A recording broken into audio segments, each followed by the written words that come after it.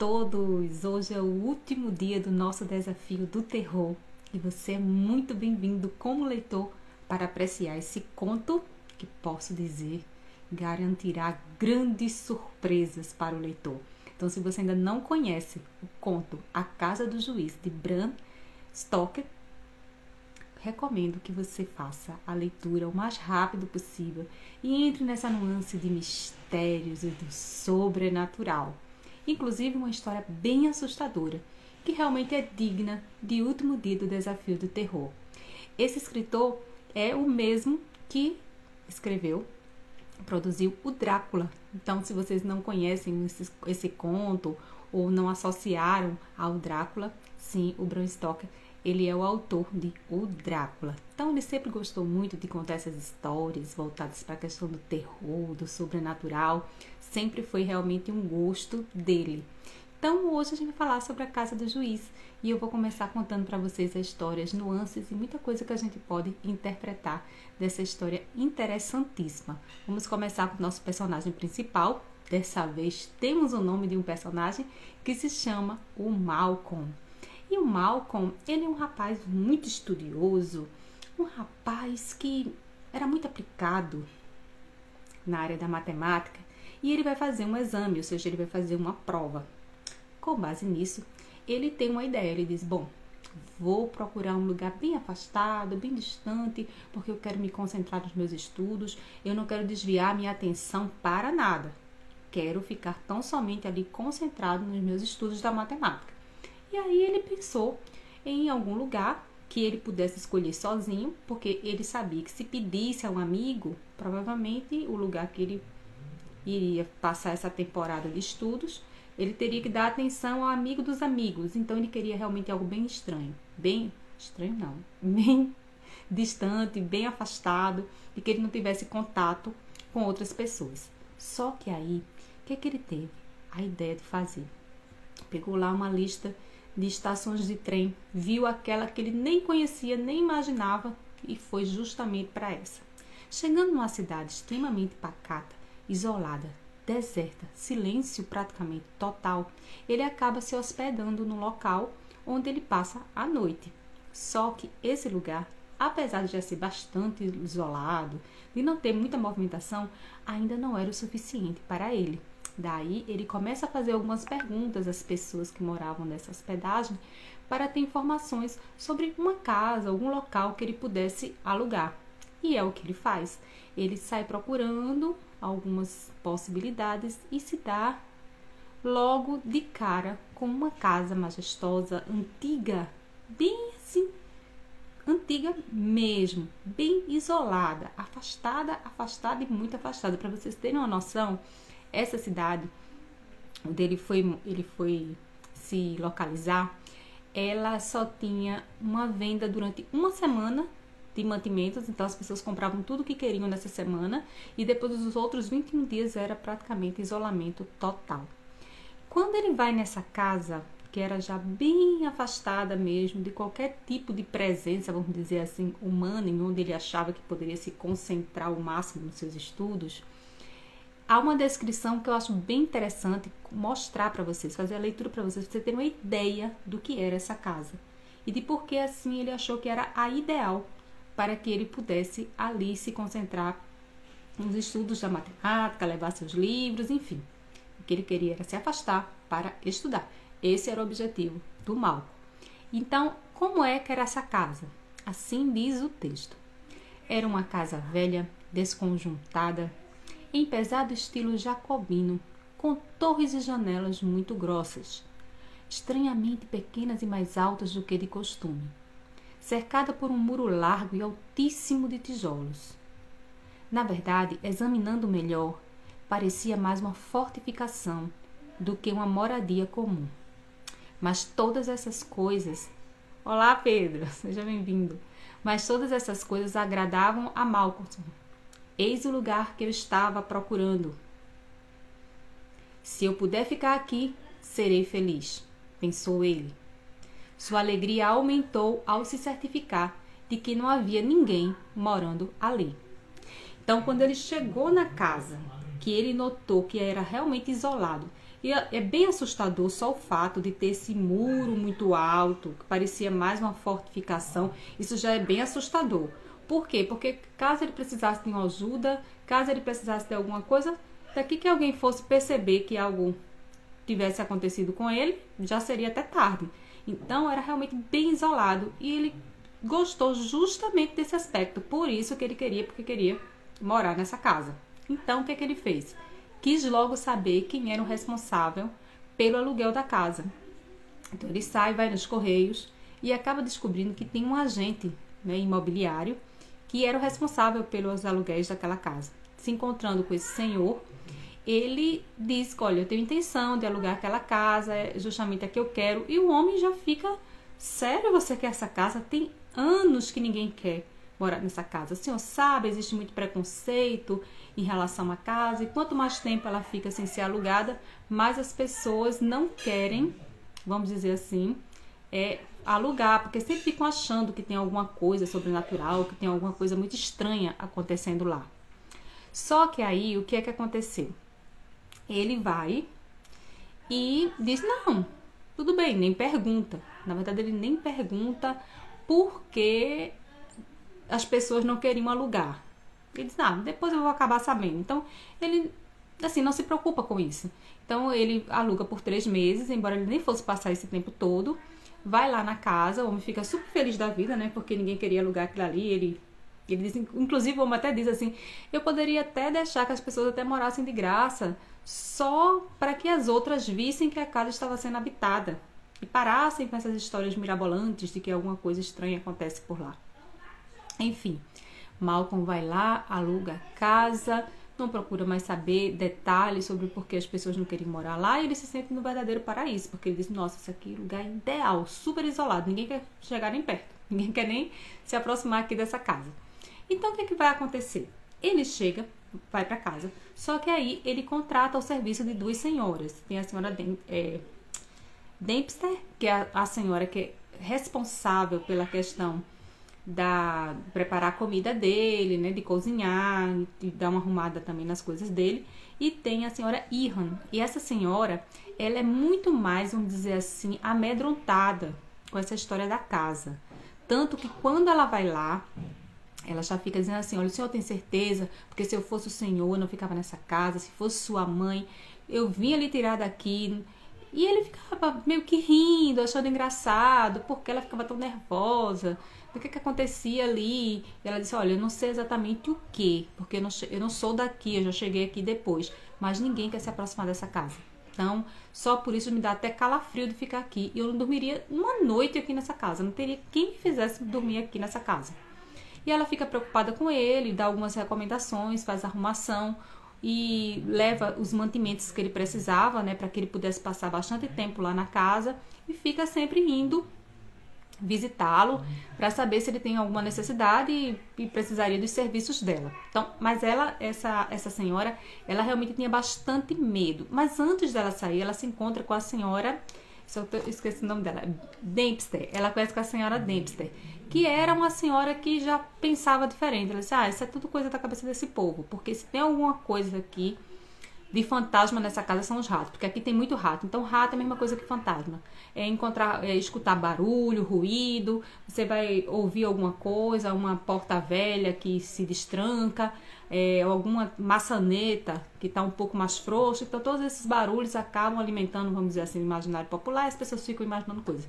Mas não tem nada demais além de ratos e ratos. Então, o Malcolm acaba rindo, né? Vendo que, na verdade, a senhora Dempster, ela, desconsiderou tudo aquilo, achava que era uma grande bobagem, e chega até o ponto de dizer a ela, então vamos fazer o seguinte, a senhora poderia ficar aqui o restante do tempo que eu aluguei, porque assim, eu só vou ficar no máximo 4 semanas, eu aluguei por 3 meses, e a senhora poderia ficar aqui o restante desses dias, já que a senhora, assim, não tem nenhum medo, né, de ficar aqui na casa. Aí ela diz que mora num abrigo de caridade, que ela não pode dormir uma só noite fora desse abrigo, porque ela perderia todas as regalias, os benefícios que ela tem nesse abrigo. Então, por esse motivo, ela agradece, mas diz que não ficaria na casa depois da partida dele por este motivo. E aí eles, foi até bom, porque eu ia acabar me distraindo se ela ficasse aqui o tempo todo, E eu já vim para essa casa distante justamente para não ter contato com as pessoas. E aí chega um momento em que ela vai embora, ela já deixa a comida dele toda pronta, tudo organizado. E ele fica lá sozinho, porque vai passar a primeira noite dele sozinho nessa casa. Então ele tá lá, na casa, lá todo arrumadinho, gente, todo feliz da vida, pegou os livros dele, começou a fazer a leitura dos livros. E aí, quando ele fica lá lendo, tranquilo, começa a ouvir pela primeira vez o ruído dos ratos. E realmente são muitos. Então, os ratos, eles começam a andar por dentro da madeira, ficam pelos buraquinhos da madeira lá, ficam olhando, faz um ruído muito grande. Então, de certo modo, chega um ponto que isso perturba um pouco ele, porque ele fica, nossa, que barulho, que agonia esses ratos aqui. Só que tem algo que é bem diferenciado, porque um desses ratos, é um rato maior, fica justamente na poltrona onde ele costumava sentar para tomar o chá quente dele em frente à lareira. Quando ele viu esse rato, ele se espantou, porque o rato, ele tinha olhos assim, malignos, assim, um olhar fixo nele. Era um bicho grande, com uma expressão de ódio, olhando para ele de uma maneira muito estranha. Então, a primeira coisa que ele fez foi pegar uns livros, começar a jogar. O rato nem aí, nem ligava. E algo também que é interessante é que no momento em que esse rato chegou e sentou nesse sofá onde ele antes estava sentado, os outros ratos, quando esse rato apareceu, silenciaram, sumiram. Ninguém escutava mais nada, só tinha o ratão lá. E aí ele vai e começa a jogar livros e nada, até que ele pega um dos instrumentos lá da lareira, né, aquele ferro, e tenta bater nele. Aí ele se assusta, dá lá um guincho lá bem desesperado e sobe por uma corda. Aí prestem bastante atenção nesse detalhe. Por uma corda que ficava por trás do sofá, na lateral da sala, que vinha de um sino que ficava no teto dessa residência. Então ele sempre subia lá e foi embora. Ficou cismado com o rato? Ficou, mas depois deu certa noite, ficou muito tarde, ele acabou indo dormir.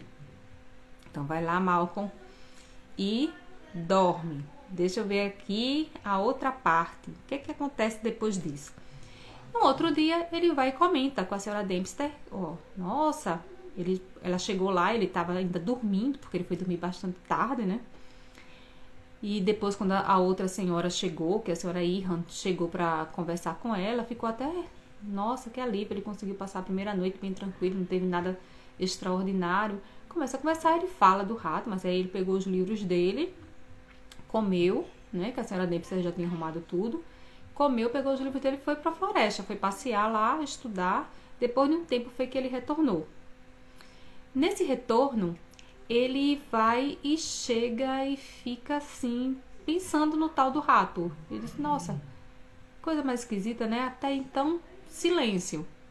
Chegou a hora, já chegando assim perto da noite, ele lá muito concentrado, fazendo as leituras, os cálculos dele lá de matemática. E aí o barulho dos ratos, tudo começa novamente, né? O barulho pra lá, barulho pra cá, aquele barulho, aquela coisa, até que silêncio. Quando faz o tal do silêncio, ele olha desconfiado, né? De um lado, olha pro outro. Por que esse silêncio? Foi a primeira vez que ele pensou que o silêncio era algo que não era agradável, porque ele foi justamente morar nessa casa em busca desse isolamento. E aí ele sentiu uma presença, né? Uma coisa estranha. Quando olha para a lateral, imaginem o que é que ele vê. O rato lá, o rato que era maior, o rato olhando para ele com aquele olhar de ódio, olhando para ele. E aí ele começa a jogar os livros e o rato se esquivando normalmente, sem nenhum problema, até que um único livro que ele joga acaba atingindo esse rato. E o rato, ele tem um guincho assim, de terror, porque sentiu muita dor, porque foi machucado. E aí ele percebe o seguinte, quando o rato vai fugir dele, ele sobe pela corda de novo, lá que dava no sino da residência, lembra que eu falei? Só que quando ele chega lá no final da corda, ele pula num buraquinho que dá acesso a uma pintura que tinha na parte de cima da parede lá da casa. Então, o que acontece? Ele percebe que existem 3 pinturas, mas é na terceira pintura que o rato se escondia. Então, eles tinham ali uma ideia, porque ele pegou um lampião e ele conseguiu visualizar o local onde esse rato subiu. Então, ele começou a ficar perturbado com esse rato, porque ele é que causava todo o alvoroço, assim, né? Tirava a paciência dele. Chega no outro dia, ele fica um pouco preocupado, mas chama a senhora Dempster e pede a ela o seguinte: olha, senhora Dempster, gostaria que a senhora limpasse essas 3 pinturas, porque eu quero averiguar melhor o que é que tem ali, porque tem um rato e tal, e eu queria saber se lá é onde ele mora, eu quero arrumar uma forma de colocar uma ratoeira, alguma coisa assim, e me livrar do rato. Então é isso que ela faz, ela limpa tudo, ele sai mais uma vez da casa. Quando ele retorna, ele consegue ver, né, que tá tudo limpo, mas até aí tranquilo, né? Tinha comida tudo direitinho. Então, gente, depois que ele vai lá, vou até pegar uma partezinha aqui para ler mais um trecho para vocês terem uma ideia de até que ponto nós chegamos aqui na história. Vamos lá. Porque, gente, esse conto ele tem aproximadamente 10 páginas. Então, assim, ele é bem, assim, longo, assim, né? Pro formato de conto, né? 10 páginas para um formato de conto não é um conto curto, vamos dizer assim. Cadê o rato? Aqui eu já vi no atiçador. Tô querendo chegar na parte que eu quero. Quando ele se encontra aqui, né? A senhora Ihan, ela diz o seguinte: você tá muito pálido, você não tá se alimentando bem, você tá tomando muito chá, dormindo muito tarde, eu tô meio preocupada com você. E aí ele diz: como é que você passou a noite? E aí é quando ele diz assim: passei muito bem, respondeu ele sorridente. As coisas não me incomodaram ainda. Essas coisas vocês sabem que seriam coisas sobrenaturais, né? Por isso que tem até entre aspas aqui. Só os ratos que fizeram um verdadeiro circo, devo dizer, na casa inteira.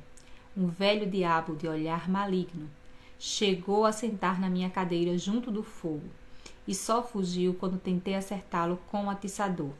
Depois subiu pela corda e sumiu por cima da parede e no teto. Não consegui ver mais, estava muito escuro.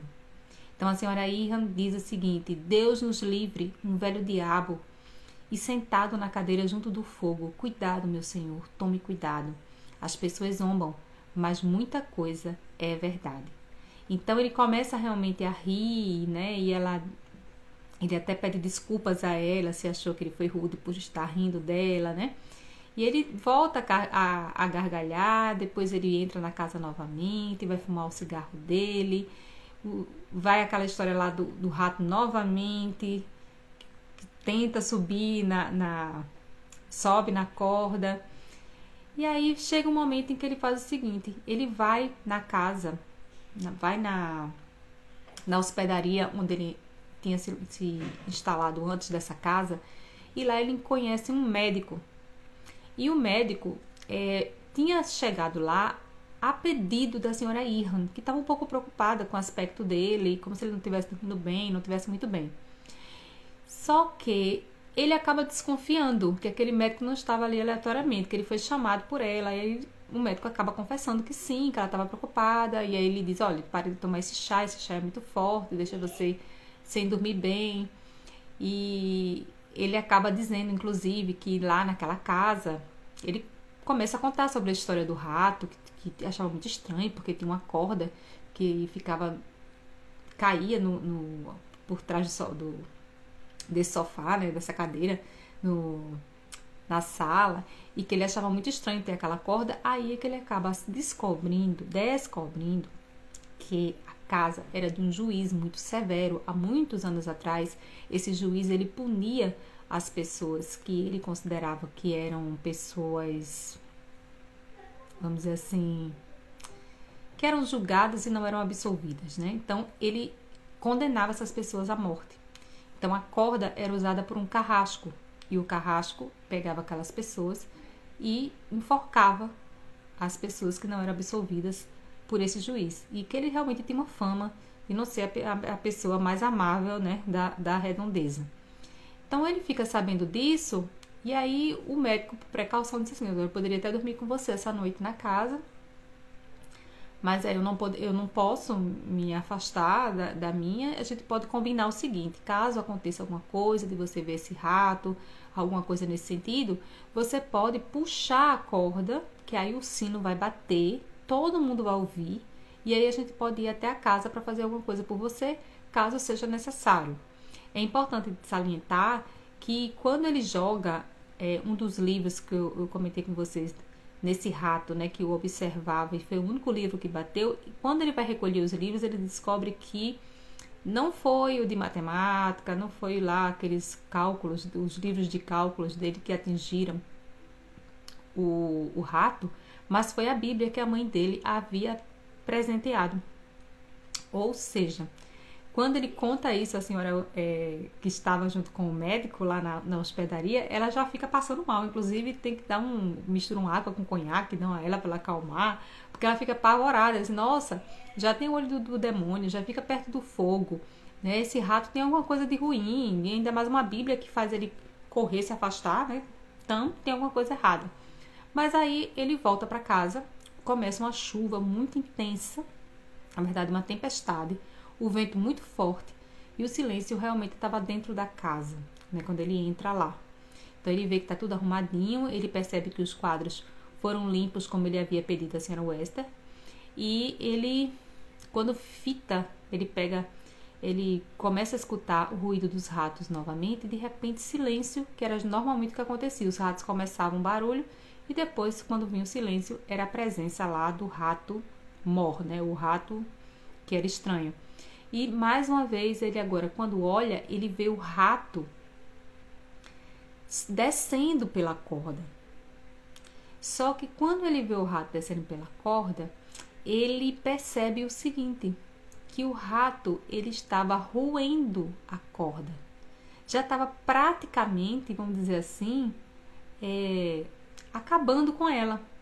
E aí, nesse movimento do rato, ele acaba descobrindo que o rato se instalava, quando fugia dele, justamente num buraco que tinha na pintura com a foto do juiz. Então, ele vê o juiz lá, a foto do juiz, com aquele olhar mau, e quando ele observa com a lanterna, com o lampião, ele percebe o seguinte, que o olhar do rato era o mesmo olhar do juiz, aquele olhar macabro, ruim, maléfico. Ele disse: nossa, já vi esse olhar antes, é o mesmo olhar do rato. Então o rato fica com tanta da raiva, assim, dele, tem tanta raiva dele, que começa, como eu contei para vocês, a roer a corda. E ele sente a corda cair no chão. E aí ele percebe o seguinte: olha o que acabou de acontecer. Era a única forma de eu pedir socorro, era eu puxar essa corda. Agora, não tenho mais como puxar o sino, como é que o sino vai bater? E aí, para espanto dele, quando ele vê que o rato termina de cortar, né, de roer a corda, vai de novo para onde? Pro sofá. E fica lá encarando ele, até que ele fica apavorado, né, olhando o rato, tentando entender o que estava acontecendo ali, afinal de contas, até que quando ele desvia a atenção por um segundo, o que é que ele vê? O juiz. O rato desaparece e o juiz aparece. E esse juiz, ele pega a corda que está no chão, ele faz um laço e ele fica tentando laçar o Malcolm o tempo todo. E o Malcolm se livrando, até que o Malcolm, no meio do desespero, acaba tentando ir para a porta. O juiz sempre chegava na porta e o impedia de sair da casa. Então, ele percebe que os ratos, eles sobem na corda que restou, o pedaço da corda que restou, e começam a subir vários, e ainda desce um pouquinho, faz um leve barulho no sino, é como se os ratos quisessem até ajudá-lo ali né, naquele momento para que ele pudesse ser ajudado. Só que aí, quando isso acontece, o juiz dá uma batida com o pé que estremece toda a casa.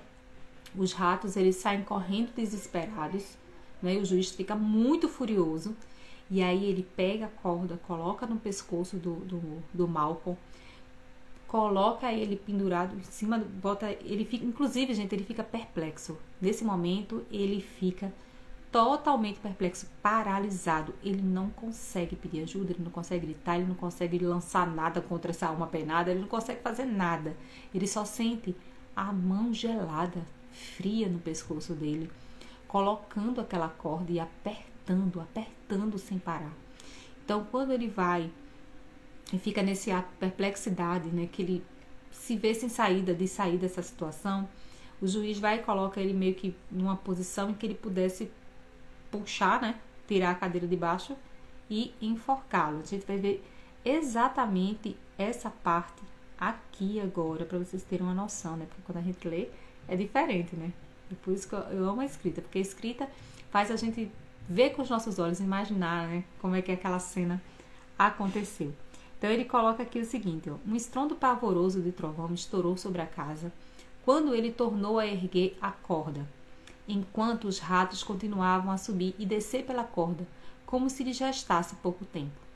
Agora, em vez de lançar a marra, ele se aproximou de sua vítima, abrindo o laço.